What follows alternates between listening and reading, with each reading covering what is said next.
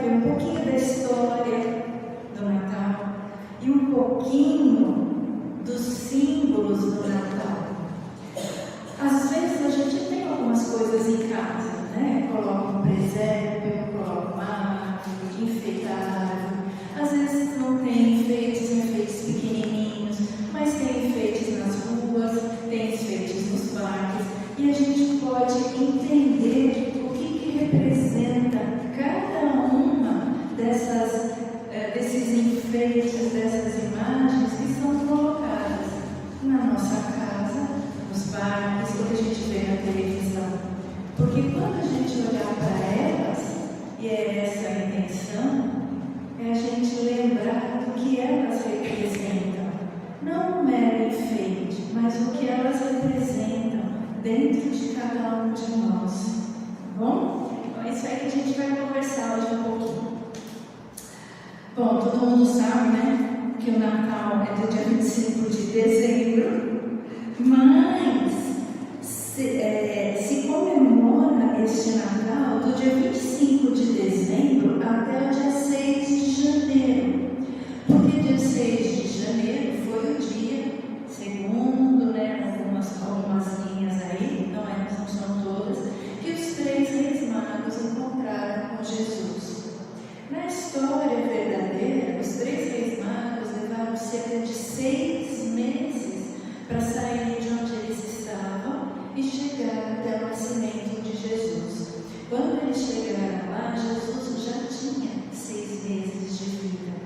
Mas, como o nosso calendário foi modificado ao longo dos anos, convencionou-se dia 25 de dezembro, Natal, que a gente vai ver por quê, e dia 6 de janeiro, o dia dos Reis Magos, que seriam os dias o dia que eles encontraram Jesus na manjedoura. Os 3 Reis Magos, né, Baltazar, Belchior e Gaspar. Vamos lá. Então, o Natal, ele começou porque Jesus nasceu? Não começou porque Jesus nasceu. Jesus, naquele tempo, era hebreu, vivia em Roma. Lembra daquela história da perseguição dos romanos, quando Jesus nasceu, mataram as crianças, porque falaram que ia nascer um novo rei, e o imperador Herodes mandou matar as crianças de 2 anos até 2 anos, porque Jesus estava entre elas. Em Roma, eles comemoravam uma festa que era chamada de solstício do inverno.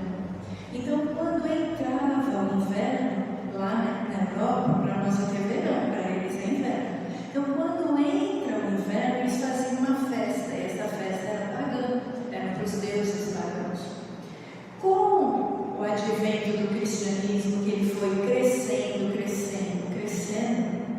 e aí quando se enraizou em Roma, se estabeleceu a Igreja Católica em Roma, decidiu-se que o Natal seria neste dia do solstício de inverno. Em vez de eles terem uma festa pagã, seria o nascimento de Jesus.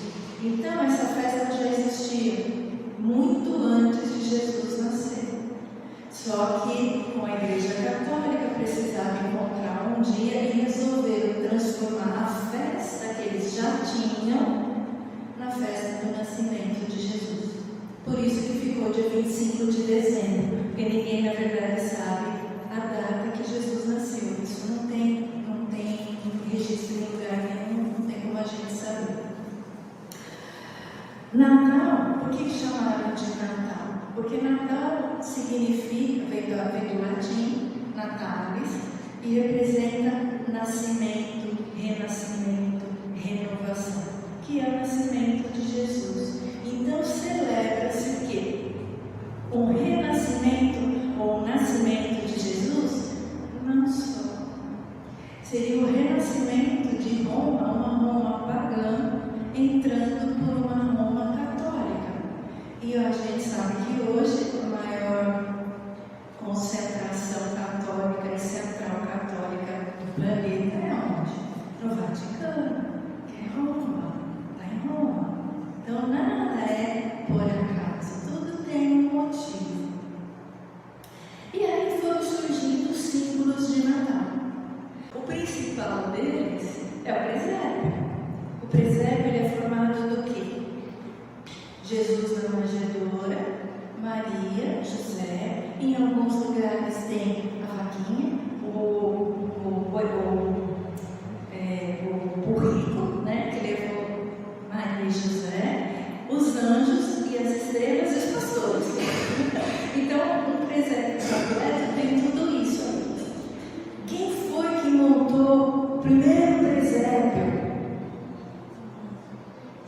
Francisco de Assis. Foi no século XIII, gente. Então, olha lá, essa data do dia 25 de dezembro, que comemora esse nascimento de Jesus, foi criada pelo Papa Júlio I, era o Papa já, no século IV. Aí, quase 9 anos depois, é que São Francisco criou o presépio. Não existia até então. Então, olha o espaço de tempo para começar a surgir alguns símbolos de Natal. Levou muito tempo, né? Porque não tinha essa comemoração. E o que representa o presépio? A gente tem bichinhos, a gente tem gente, a gente tem anjos. Então representa o quê? Representa a união que pode ter entre a espiritualidade e a parte terrena. É a união de nós, encarnados, com a espiritualidade. Essa é a representação do presépio. E de uma forma o quê? Muito simples. Então o presépio remete a duas coisas: simplicidade e união com a espiritualidade, que todos nós podemos ter a qualquer dia, não somente no Natal. É que o Natal todo mundo fica mais sensibilizado pelas mídias, não adianta, né? A gente vê televisão, ouve música de Natal, tem carro de Natal passando, os enfeites. Então você fica mais sensibilizado por essa época. Mas isso a gente pode ter todos os dias da nossa vida. E é isso que o presépio simboliza. Tá bom, o que mais que a gente tem no Natal? Árvore de Natal, não é? Muita gente tem, inclusive nos parques, né? O Parque Ibirapuera faz uns enfeites maravilhosos de árvore de Natal, com luz, cheio de coisa. O que é a árvore? Por que, né, a árvore de Natal? A árvore de Natal, ela já existia antes de Jesus. Na região medieval, eles já enfeitavam a árvore de Natal, que eles representavam como a árvore do paraíso. Não tinha nada a ver com o nascimento de Jesus. Era uma árvore que representava o paraíso, porque os celtas tinham isso, né?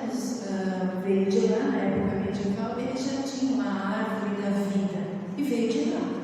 E foi abraçada pela religião católica e colocada aonde? Em Roma. E em Roma, nessa época, o que é?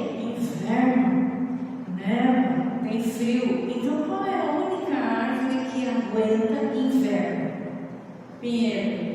Por isso que o pinheiro é a árvore escolhida para o Natal, né? Senão seria outra, senão a gente podia escolher uma samambaia aqui, ou uma árvore de manga, ou de alguma coisa. Não, é o pinheiro porque ele resiste ao inverno e as folhas dele permanecem verdes apesar de todo o inverno rigoroso.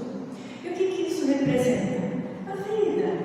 A árvore é a vida. E o verde é a saúde, é a continuidade da vida.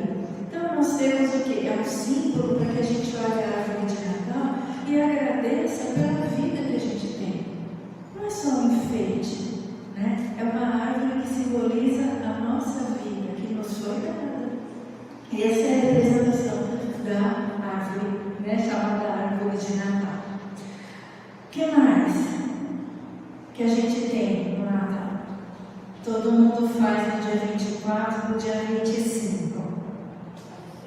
Comilança, né? Então a gente tem o quê? A ceia de Natal. A ceia de Natal, ela é o quê? Também é de origem da celebração que tinha lá no inverno, do solstício do inverno. Como era a entrada do inverno, eles comemoravam essa entrada do inverno com comilança, fazendo uma festa onde reunia as pessoas próximas, conhecidas. E a gente continuou. Então isso passou a ser chamado ceia de Natal. Lá era uma festa, né, naquele tempo, antes de ter o Natal. E para nós ficou a ceia de Natal, que é a reunião da família. Então nós temos um presépio, que é a reunião da família. Nós temos a ceia de Natal, que é a reunião da família.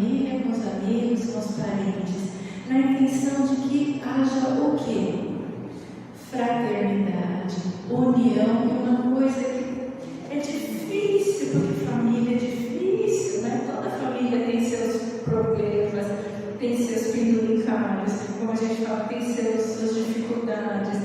E é a fase do perdão, né? A gente procura perdoar, porque é uma união em prol, não de nós, mas em prol de quem nasceu, de Jesus, que está mais perto de nós nessa época, muito mais próximo. Muito bem, o que mais que a gente tem? O que tem no topo da árvore? Ou em algumas árvores, né? Ou no Parque do Ibirapuera, o que a maioria coloca no topo da árvore? É uma estrela, né? E o que a estrela representa? A estrela foi a estrela guia que guiou os 3 reis magos, então é o caminho a seguir. Mas não é só isso. Quando a gente olha a estrela no topo da árvore, a estrela é Jesus. É a luz de Jesus.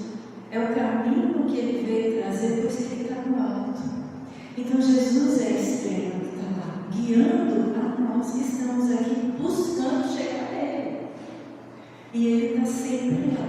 Por isso que ele está no topo da árvore, na árvore da vida. Não é ele que diz: eu sou o caminho, a verdade e a vida. Por isso ele está lá no topo da árvore, a estrela na grande maioria dos lugares. Não só pelo caminho que guiou os reis magos, mas para guiar a nós no caminho da luz de Jesus, ou da espiritualidade da luz. A gente tem às vezes um sininho, né? Tem gente que coloca um sininho, vai fazer um barulhinho lá, uns sinos de Belém, tem a música, né? O sino representa só uma anunciação. É anunciar a chegada de Jesus. Então você tem o sino como símbolo de anunciação, mas de anunciação de uma coisa boa, não de uma coisa ruim, só de coisa boa, porque está anunciando que está chegando o quê? O dia dele, a hora dele, o momento dele. Alguns lugares põem, outros lugares não colocam, depende das casas. Algumas casas colocam, que são as velas, né? Tem gente que coloca vela, tem gente que não põe, tem gente que acende a vela em intenção a Jesus, ao anjo da guarda. E a vela representa o quê? Apesar de muita gente ter controvérsias com velas, a vela em si, ela não tem problema nenhum. O problema está na intenção que você põe na vela. Se você acender a vela com uma intenção ruim, ela vai ter vai causar um problema ruim. Se você acende uma vela baseada na luz, e por que a vela é um dos símbolos de Natal? Porque é um dos símbolos de Natal da Europa. Porque na Alemanha, muitos moradores da Alemanha, eles acendiam velas nas suas casas, nas janelas, para indicar o caminho de quem estava na rua, fazendo procissão ou alguma coisa do gênero. Por quê? Porque lá é inverno. E lá no inverno não tem sol, gente. Lá é escuro, o sol dura muito pouco tempo. Quando dá 5 horas da tarde, já está, né? E se só vê branco não vê nada, porque é muita neve, é muito frio. Então eles colocavam as velas para as pessoas que saíam à noite para poder enxergar o caminho, que é a luz. Só que veio como símbolo do quê? Símbolo da luz de Jesus mostrando o caminho. Então a vela não é ruim nem boa, depende da intenção que você coloca. Senão a procissão não tinha vela, né? Porque até então é a parte católica, a gente espírita, mas os católicos também acreditam que Jesus tem Natal, tem a mesma coisa. Eles fazem procissão, eles acendem vela. Então ia ter vela na igreja, mas se fosse uma coisa ruim. Então, as velas, alguns acendem, aí a cor vai do enfeite da mesa. Tem gente que põe branco, tem gente que põe azul, tem gente que acha dourada, aí tá aqui enfeite que tá na mesa para combinar. Tudo bem, cada uma tem um símbolo? Tem. A branca é da paz, o dourado é da de energia, o azul é da calma, da tranquilidade, do perdão. Então tem símbolos, tem, mas aí cada um escolhe o que gostar mais e o que está combinando com a sua mesa de Natal, não tem problema. A gente tem ainda uma figura no presépio que a gente falou, que são os anjos, né? Os anjos representam o que? O arcanjo Gabriel, que foi dar notícia para Maria. Mas ele também representa a ligação que a gente tem com a espiritualidade. Porque os anjos são o quê? Os nossos intermediários, os mensageiros. Quem é que traz? É um nome genérico. Mas, se você pegar mensagens que foram trazidas por vários médiuns de psicografia, muitos deles trazem de entidades que dão um nome, mas e aqueles que falam que são mensageiros, ou espírito da verdade, ou a mensagem de um espírito de luz? É um anjo, né? Só muda o nome. É um anjo usando uma mensagem, então ele é um intermediário entre a espiritualidade e a gente. Ele está mais perto da gente do que a turminha lá de cima, né? A gente precisa subir um pouquinho. Então, eles fazem essa parte. Por isso que eles estão lá no presente, por isso que eles são importantes.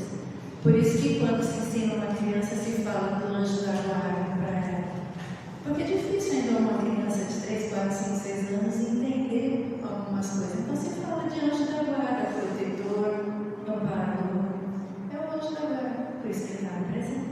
E todos nós, sem exceção nenhuma, temos o nosso protetor.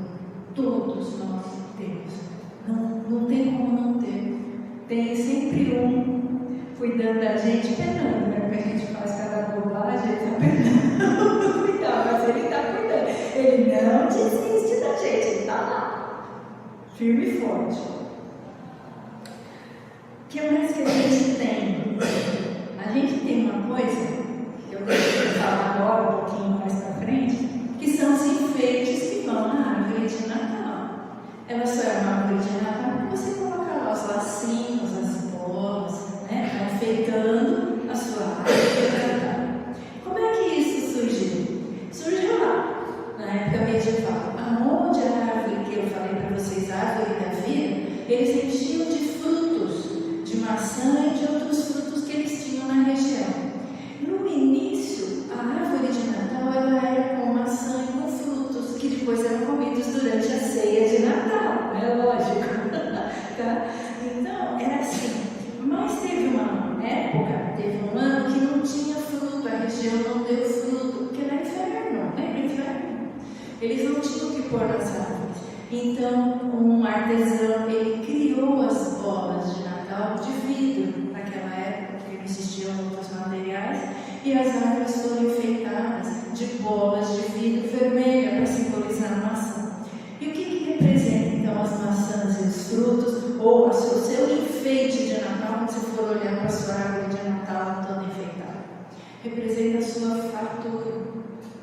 É a abundância para o ano que virá. É a fartura que a árvore pode dar para nós, qualquer árvore. Por isso que eles enfeitavam de frutos e hoje a gente coloca, né, bolinhas, lacinhos e algumas coisas assim, tá bom? Então esse é o símbolo das bolinhas e das bolas de Natal. E a guirlanda? Estamos chegando no fim. Tem a guirlanda, aqui tem mais símbolo, aqui não dá para falar tudo, gente, isso é muita coisa. Mas a guirlanda, que muita gente coloca na porta, né, aquele enfeite redondão na porta, ele não foi criado para o Natal. Ele já existia em Roma.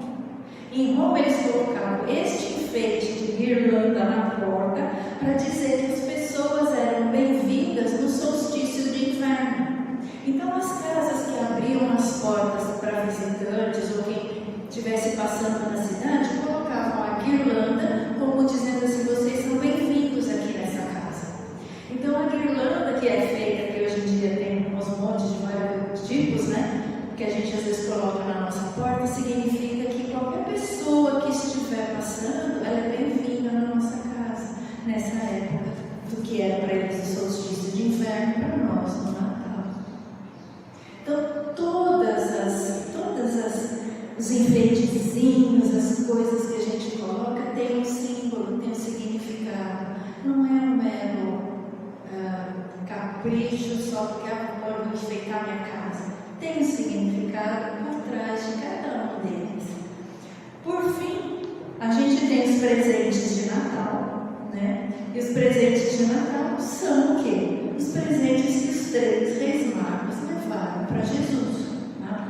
Então, pois é, ouro, incenso e mirra são os 3 presentes. Ouro significa a realeza de Jesus, reconhece a realeza dele. Incenso reconhece a espiritualidade de Jesus. E mirra reconhece a pureza de Jesus.